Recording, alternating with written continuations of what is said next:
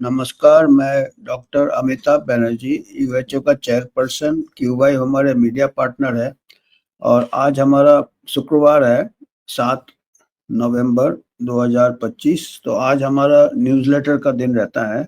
तो आज आपको कुछ हेल्थ समाचार हम लाते हैं, उसमें हम टिप्पणी करते हैं। आज का पहला समाचार है जो वही ओआरएस के बारे में हमने पहले बात किया था। ओआरएस का जो है, डब्ल्यूएचओ का जो सॉल्यूशन है, जो स्टैंडर्ड रहता है, जो कि जान बचाता है, बच्चों की जान बचाता है दस्त से, डायरिया से।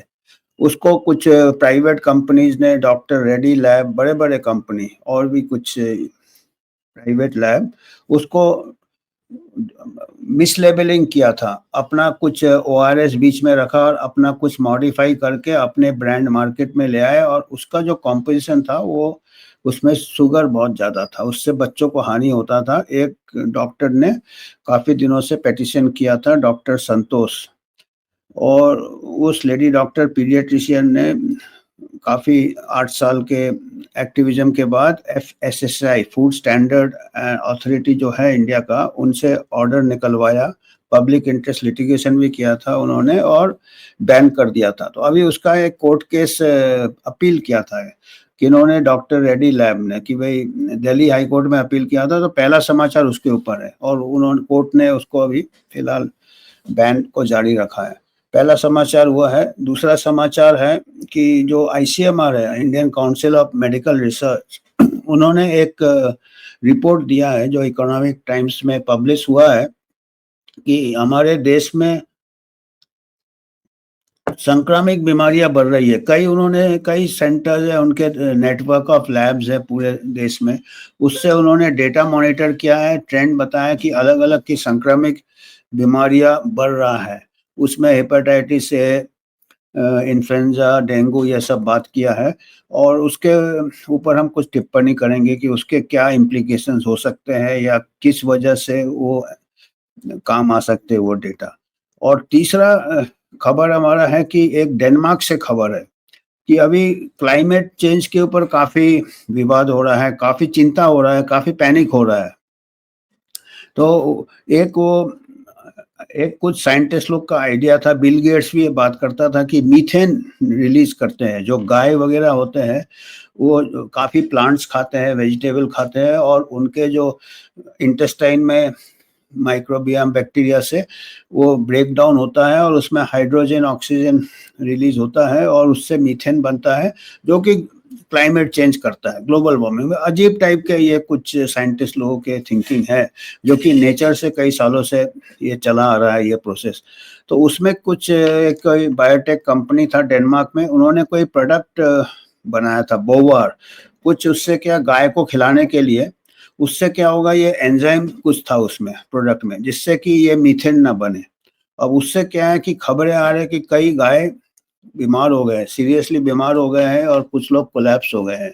तो उसके ऊपर हम, ये 3 आज मुद्दे हैं। तो हम पहले मुद्दे में आते हैं। तो दिल्ली हाई कोर्ट ने क्या किया, दिल्ली हाई कोर्ट में ये अपील किया था एफएसएआई,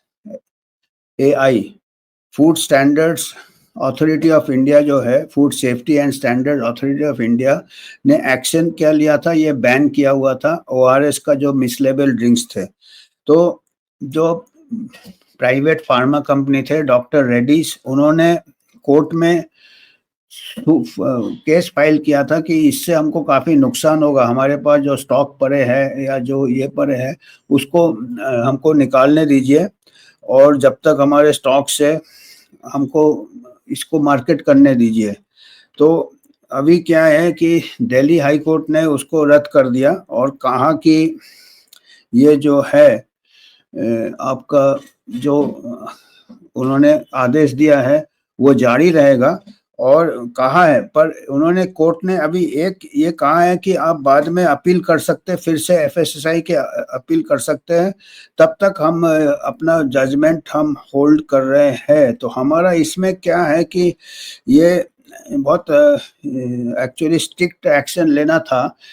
ये देखिए, ओआरएस अलग अलग तरह के मार्केट में है, जो कि ओरिजिनल जो डब्ल्यूएचओ का ओआरएस है वो नहीं है, इससे हानि हो सकता है। इससे हमारा जो ये था कि इससे एक्चुअली देखा जाए तो 8 साल से ये डॉक्टर जो थी, जो काफ़ी डॉक्टर संतोष थी, हैदराबाद की एक पीडियाट्रिशियन थी, वो 8 साल से उन्होंने मूवमेंट चालू किया और कई बार लिखा एफएसआई को, और अरे मुश्किल से अभी इसको बैन करवाया है।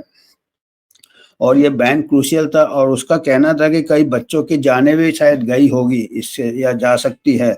तो इसमें तो असली में क्रिमिनल चार्जेस ये करना था, पर अभी भी कोर्ट रूलिंग जो ये है कि सेफ्टी कंसर्न्स है, court made clear no permission has been granted for the production और सेल ऑफ बैंड, एंड उसका अभी पूरा फाइनल ऑर्डर नहीं किया, पर अभी ये कहा है कि आप अभी आप अगर अपील करना है तो फिर से एफएसएसआई को अपील कर रहे थे, और कमर्शियल कंसिडरेशन और लॉजिस्टिक के लिए उन्होंने बोला हमारे अभी जो स्टॉक है उसको निकालने दीजिए, पर कोर्ट अभी माना नहीं है, कहा कि आप फिर से अपील कीजिए, और तब तक ये अपहेल्ड किया उन्होंने एफएसएसआई का जो आदेश था, तो अभी वो फाइनल जजमेंट नहीं दिया है। तो हमारा यही कहना है कि इसको और स्ट्रिक्ट अगर ये लगाते और यहाँ तक कि क्रिमिनल चार्जेस भी लगाते, तो इनको अभी भी ये कोर्ट में क्यों जा रहे हैं ये फार्मा कंपनीज है, क्योंकि इसका पहले भी 2022 को भी एक बार रोका था एफएसएसआई ने, कोर्ट में चले गए थे और तब फिर से रिवर्ट हो गया था। तो ऐसा है कि इनका लॉबी थोड़ा ज़्यादा स्ट्रांग होता है, तो हमको ये इसको हम फॉलो करेंगे कि अभी तक कोर्ट क्या फाइनल ये देता है। तो मतलब ये केस अभी भी पूरा खत्म नहीं हुआ है। डॉक्टर शिवा रंजनी संतोष इन्होंने सिंगल हैंडेडली इसको बैन करवाया है, पर इसके अगेंस्ट भी अभी फिर से अपील कर रहे हैं फार्मा कंपनीज। तो ये एक फिक्र वाली बात है कि जब साबित हो गया है कि ये मिसलेबलिंग है, मिसलेबलिंग वगैरह को तो काफ़ी सीरियस ये होता है, चार्जेस आने चाहिए, पर वो खाली बैन ही किया है, और कोर्ट ने अभी उसको बोला कि हम फिलहाल बैन रहेगा, पर अभी फाइनल ऑर्डर नहीं दिया है।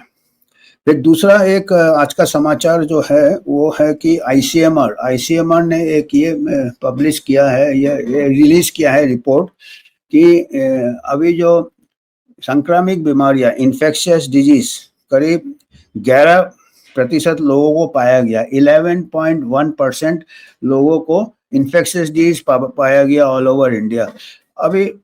और ये कह रहे हैं कि ये पिछले साल से बढ़ गया, पिछले साल 10% था, ये 11% था। तो ये इसका कोई एक्चुअली हमको कुछ समझ में नहीं आ रहा है इसका क्या मतलब है। ये क्या है कि ऐसे डेटा तो रेगुलर आप कंपाइल करते हैं और जितना टेस्ट करेंगे उतने पॉजिटिव मिलेंगे।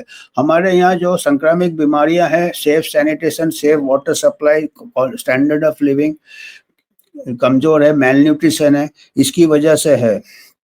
तो इन्फेक्शियस डिजीज में क्या क्या इनको मिला, इन्होंने 4.5 लाख पेशेंट को स्क्रीन किया, 4.5 लाख पेशेंट को स्क्रीन किया, और उसमें से इनको 4.5 लाख में से 11% को मिला। तो ये तो आम होता है। और कौन से ये मिले इन्होंने, 5 हेपेटाइटिस ए मिला, जॉन्डिस मिला। हेपेटाइटिस ए दूषित पानी से फैलता है, बच्चों को 90% बच्चे को हो जाता है, उनको इम्यूनिटी हो जाता है। दूसरा उन्होंने बोला कि नोरो वायरस, वो उससे डायरिया होते, दस्त होते, वो मिले। उसके अलावा उनको हर्पेस सिम्प्लेक्स वायरस मिले। हर्पेस सिम्प्लेक्स वायरस एक वायरस होता है जिससे कि ये छाले वाले होते हैं, अपने आप ठीक हो जाते हैं। बहुत रेयर केसेस में मस्तिष्क का इन्फेक्शन होता है जिसको एन्सेफेलाइटिस कहते हैं, वो जिनमें इम्यून डेफिशिएंसी है, जिनका इम्यूनिटी कम है। पर हर्पेस सिम्प्लेक्स वायरस ऐसे में बहुत हल्का होता है, अपने आप ठीक हो जाता है। और बाकी उन्होंने क्या डेंगू वायरस बोला, डेंगू मिला है। तो ये कुछ जो जितने भी उन्होंने नाम लिए हैं जो कि बढ़ रहे हैं, हमको फिक्र है। फिर इन्फ्लुएंजा ए बढ़ गए हैं, बोले इन्फ्लुएंजा ए भी पाए गए। ये सब तो सीजनल बीमारियां हैं, इन्फ्लुएंजा है, हेपेटाइटिस है, अभी इन्फ्लुएंजा, फिर हेपेटाइटिस तो हमको कोई नया नहीं है। डेंगू तो हमको हर साल होता है, ये तो सबको मालूम है। अगर आप टेस्ट करोगे, ये करोगे तो आपको मिलेंगे, और ये अब जितना टेस्ट करोगे उतने रेट्स बढ़ेंगे। तो हालांकि 10 से 11 हुआ है, तो हमको यही फिक्र है कि ये जो जो बीमारियां इन्होंने डिटेक्ट किया है, ये मेन कॉजेज है कि lack of water supply, sanitation, safe water, safe ये अभी नोरो वायरस है, हेपेटाइटिस है, ये वाटर सप्लाई होगा तो कई बीमारियां वाटर बॉर्न चले जाएंगे। हाउसिंग अच्छा होगा तो इन्फ्लुएंजा ए वगैरह नहीं होंगे। हेपेटाइटिस ए भी वाटर सप्लाई से होता है।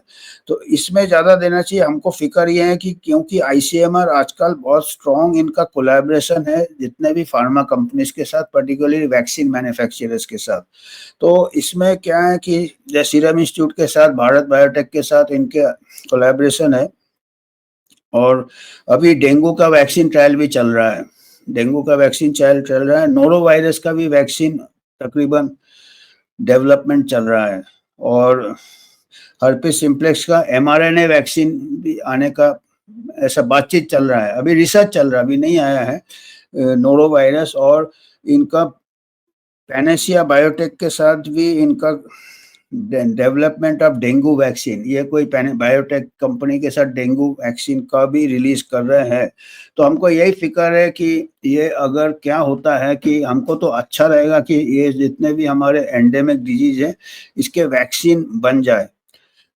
पर हमारा जो मेन कॉज हमने जैसे बताया, poor hygiene, poor water supply, mail nutrition बहुत है, उसमें इम्पैक्ट होता है। और फिर एंटीबायोटिक मिसयूज भी होता है, उसमें ड्रग रेजिस्टेंस चेंज होते हैं, ये सब होते हैं। इसको हम चाहते हैं कि इसको primary ICMR should focus on these things. Hygiene sanitation कैसे इंप्रूव करे, ओवरऑल हेल्थ इंप्रूव करे। वैक्सीन डेवलपमेंट में बेशक पर उनको इंडिपेंडेंट होना चाहिए, क्योंकि होता क्या है, ये वैक्सीन के साथ ये पार्टनर हो जाते हैं। तो अगर ये पार्टनर हो जाते हैं तो वैक्सीन का सेफ्टी और ये कैसे ये विदाउट कॉन्फ्लिक्ट ऑफ इंटरेस्ट कैसे मॉनिटर करते हैं।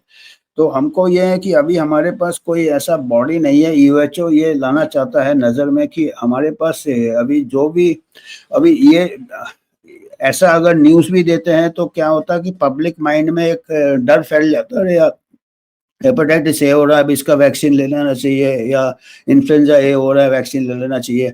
ये मेरे को थोड़ा फ्रेमिंग जो है हमको इसको थोड़ा हमको चिंता होता है कि इसको और ये वैक्सीन मैन्युफैक्चरर से इंडिपेंडेंट नहीं है। तो ये एक हमको लगता है कि मैसेजिंग में हमको थोड़ा कॉन्फ्लिक्ट ऑफ इंटरेस्ट आ सकता है। हम ये नहीं कह रहे हैं, पर हम ये कह रहे हैं कि ये पीस मील सोल्यूशन है, क्योंकि ये जो जो इन्होंने बताए हैं पैथोजेंस जिसके केसेस बढ़ रहे हैं, सबके आइदर वैक्सीन है। हेपेटाइटिस ए के वैक्सीन है, आपके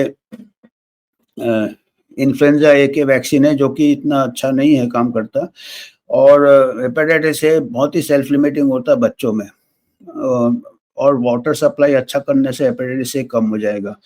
तो हमको यही फिक्र है कि यही स्पेसिफिकली यही पैथोजन मेंशन किया जिसका या तो वैक्सीन है या वैक्सीन के ऊपर रिसर्च चल रहा है। नोरो वायरस वैक्सीन के ऊपर रिसर्च चल रहा है, फिर हर्पिस सिम्प्लेक्स वायरस के ऊपर, और ये एमआरएनए प्लेटफॉर्म में ये वैक्सीन आने की संभावना है। तो हमको ये फिक्र है कि हमको अगर आईसीएमआर ये सब लाता है तो it should be very safe and effective, और एक independent body should monitor this development of vaccine against infectious diseases. ऐसे में हमको थोड़ा कॉन्फ्लिक्ट ऑफ इंटरेस्ट का फिक्र लगता है, और पर्टिकुलरली जब हमारे कंट्री में सेफ्टी मॉनिटरिंग नहीं है एडवर्स इवेंट्स फॉलोइंग वैक्सीनेशन। तो जिस इंटरेस्ट से ये डिजीज मैपिंग कर रहा है, उसी इंटरेस्ट से अगर एडवर्स इवेंट्स को भी मैप करे कोई इंडिपेंडेंट बॉडी, तो हमको ज़्यादा कॉन्फिडेंस आएगा वैक्सीन सेफ्टी और एफिकेसी पे। तो ये दूसरा समाचार था। तीसरा समाचार है, डेनमार्क में अजीब गरीब खबर आ रहा है। बड़े बड़े कैटल फार्म्स में इन्होंने क्या किया, एक कोई प्रोडक्ट बनाया बोवार। क्या कुछ लोगों का ये कहना है कि मीथेन से ग्लोबल वार्मिंग होता है और क्लाइमेट चेंज होता है, तो गाय वाय कुछ खाता है, प्लांट खाता है, ये खाता है, उनके इंटेस्टाइन से काफ़ी मीथेन निकलता है और वो एटमॉस्फेयर में जाता है। अजीब टाइप, ये तो कुदरती कब से चल रहा है। तो उन्होंने एक कुछ वो एंजाइम का एक प्रोडक्ट बनाया कि जो गाय के पेट में जो एंजाइम एक्शन होता है उससे कोई इंटरफियर करेंगे, वो प्रोडक्ट उनको खिलाया गाय को, जिससे कि मीथेन ना बने। हाइड्रोजन और ऑक्सीजन बनता है और उससे मीथेन बन जाता है। तो बोवार उन्होंने ग्लोबल वार्मिंग होता है वो कहते हैं, जो माइक्रोब है हाइड्रोजन एंड कार्बन डाइऑक्साइड, हाँ हाइड्रोजन एंड कार्बन डाइऑक्साइड बनाता है। गाय जो प्लांट्स वांट्स खाता है उसके माइक्रोब्स उसके इंटेस्टाइन में होते हैं, हाइड्रोजन एंड कार्बन डाइऑक्साइड बनता है और उससे फिर मीथेन हो जाता है।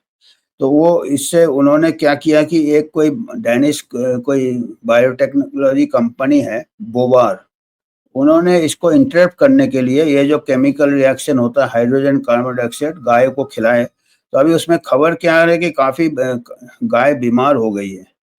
तो उससे उन्होंने मैंडेट कर दिया था, एक प्रकार से लॉ कर दिया था, जैसे वैक्सीन मैंडेट है, the medication to all cattle in the country.